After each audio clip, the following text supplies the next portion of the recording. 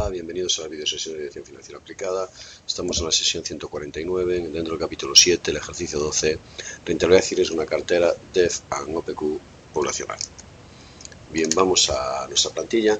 Vamos a calcular ahora la rentabilidad y las varianzas y direcciones típicas con cálculos poblacionales para dos activos, dos acciones de las cuales tenemos rentabilidades para 10 años. En el ejercicio anterior teníamos la rentabilidad media, ya nos daban el dato de rentabilidad y la desviación típica, y nosotros teníamos y nos decían cuál era el coeficiente de correlación que había entre esos activos. En realidad el coeficiente de correlación hay que calcularlo entre esos activos y depende de las rentabilidades que tengan esos activos.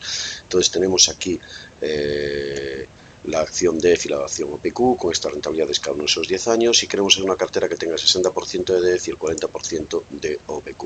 Bien, vamos en primer lugar a calcular las rentabilidades que tendríamos en cada uno de esos años de esa cartera. Sería un 60% bloqueado por esta rentabilidad de DEF más el 40% bloqueado por la rentabilidad de OPQ, el 15,97 en ese primer año, y copiamos hacia abajo y tenemos entonces las medidas de rentabilidad de cada uno de esos años de la cartera, compuesta un 60% con DEF, un 40% con OPQ. Y lo primero que vamos a hacer es calcular la rentabilidad de DEF, será la función promedio de estas rentabilidades. Cuando copiemos hacia la derecha tendremos la rentabilidad también de OPQ y también de la cartera, porque al fin y al cabo la cartera con estas rentabilidades anuales, pues con su promedio será la rentabilidad de esa cartera. La varianza poblacional será con la función var.p. Cogemos los datos de DEF y si copiamos hacia la derecha tendremos la varianza poblacional de OPQ también y de la cartera. La desviación típica poblacional vamos a utilizar desves.p. Podríamos calcular la raíz directamente, pero vamos a utilizar desves.p, y eso nos permite tener la desviación típica de DEF, de OPQ y de la cartera. Estos resultados de rentabilidad y de desviación típica ya los hemos conectado aquí, como vemos, y eso nos ha permitido calcular o establecer ya un gráfico sin más. Bien, pero vamos a ver ahora cómo podríamos calcular la covarianza poblacional a partir del coeficiente de correlación, y cómo podemos calcular el coeficiente de correlación a partir de la covarianza poblacional. Entonces vamos a calcular el coeficiente de correlación. Es la función de este LSQF de Correl. Se le da el rango de valores de una variable y el rango de valores de la otra. En este caso una variable la rentabilidad de DEF, la otra la rentabilidad de OPQ. Es igual el orden en el que se cojan esas dos variables, porque el coeficiente de correlación de DEF con OPQ es la misma que de OPQ con DEF. Ese es su coeficiente de correlación. ¿Y cómo es la covarianza poblacional? Pues será ese coeficiente de correlación que acabamos de calcular por la desviación típica poblacional de DEF y por la desviación típica poblacional de OPQ. Bien, podríamos calcular esa covarianza poblacional directamente con una función que es covariance P, covarianza poblacional, de este dato, punto y coma, de estos datos, perdón, de este rango y de este otro rango. El orden no importa, como decimos, y vemos que efectivamente la covarianza poblacional es la que hemos calculado. Si tenemos la covarianza poblacional, sabiendo que la covarianza poblacional es igual al coeficiente de correlación para las desviaciones típicas, una vez que tenemos la covarianza poblacional podemos despejar el coeficiente de correlación como la covarianza poblacional dividido entre el producto de desviaciones típicas. Hagámoslo.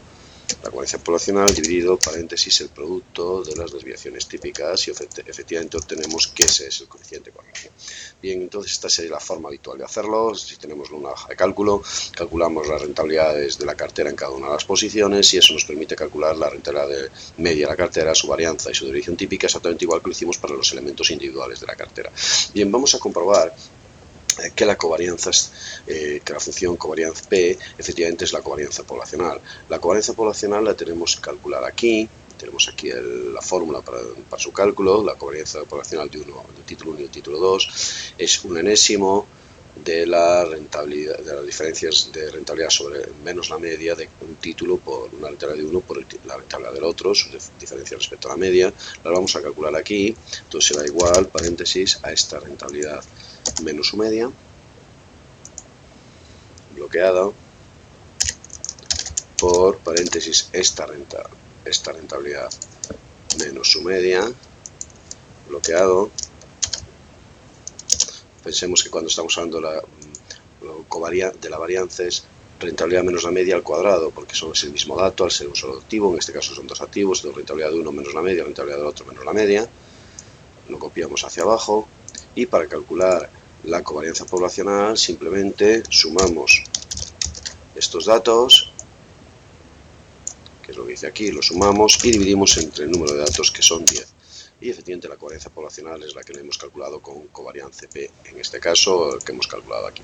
Bien, ¿cómo se puede hacer el cálculo directo de la rentabilidad sin necesidad de hacer este cálculo? Esto es, sin calcular las reposiciones de rentabilidad de la cartera en cada año, sino calculándolo a partir de los datos de los activos de la cartera. Bien, la rentabilidad de la cartera, como vemos, es suma los XUJ por los RJ, entonces lo haremos, será igual a este 60 por esta rentabilidad más este 40 por esta otra rentabilidad, y efectivamente obtenemos el 11,23 que teníamos allí directamente. ¿Y cómo es la varianza poblacional? Bueno, pues la varianza de dos títulos, como vimos antes, es la proporción de uno al cuadrado por su varianza, más proporción de la otra al cuadrado por su varianza, más dos veces proporción de uno por la otra por la covarianza. Hagámoslo, será igual a la proporción de un título, el primer título, al cuadrado por su varianza, que ya la tenemos aquí, la varianza poblacional, más la proporción del otro título.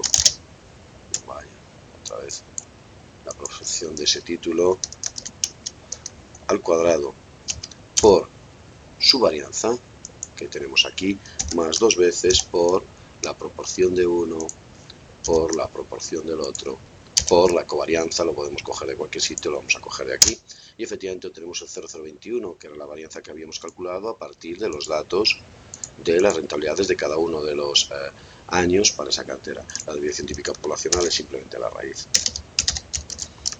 de la varianza poblacional, y tenemos el 4,59, que es lo mismo que habíamos obtenido aquí. Entonces podemos calcular los datos de la cartera o bien a partir de las posiciones de la cartera en cada uno de los años, de las rentabilidades de la cartera en cada uno de los años, o bien a partir de estas fórmulas que tenemos aquí, aprovechando los datos ya de los elementos de la cartera, las medias anuales. Bien, una vez que tenemos los cálculos hechos, la formulación hecha, podemos ver cómo cambia la cartera, la rentabilidad y la desviación típica con diferentes composiciones de la misma. Entonces, bajo la desviación típica conectamos la desviación típica, podemos hacerlo por ejemplo desde aquí.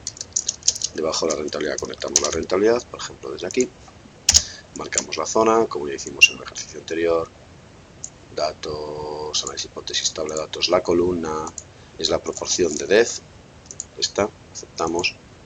Y observamos como en este caso, efectivamente, aquí tenemos ADEF, aquí tenemos OPQ, hay muchísimas carteras que tienen una mejor rentabilidad y menos riesgo que DEF, son estas que se encuentran aquí en la curva. Ahora esta curva no la podemos mover a nuestro gusto, como decíamos en el ejercicio anterior, porque la desviación, el coeficiente de correlación ya no lo decidimos nosotros, sino que ya es el que se deriva de los propios datos. ¿De acuerdo? Entonces este es un caso más realista, porque en el caso anterior nos interesaba no tener los datos reales, simplemente tener las rentabilidades y asumir un determinado coeficiente de correlación para poder jugar con él y ver lo que ocurría al cambiar el coeficiente de correlación. En este caso, esta es la situación a la que nos enfrentamos, dadas la realidad de estas dos títulos y la posibilidad de hacer carteras combinando ambos títulos. Y en este caso, haciendo los cálculos poblacionales. Decálogo.